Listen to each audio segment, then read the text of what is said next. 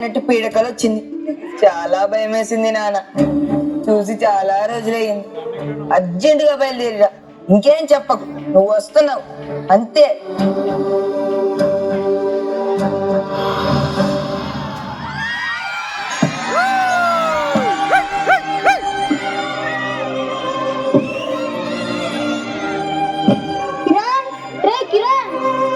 నానా, ఎప్పుడు వచ్చావు? ఎలా ఉన్నావు? ఆరోగ్యం అంతా కులసనేగా? నేను బానే ఉన్నాను లేరా. ఏమ్మా నువ్వెలా ఉన్నావు? బాగున్నా మావయ్య. వెళ్ళి నాన్నకేమో తాగడానికి పట్టుకురా.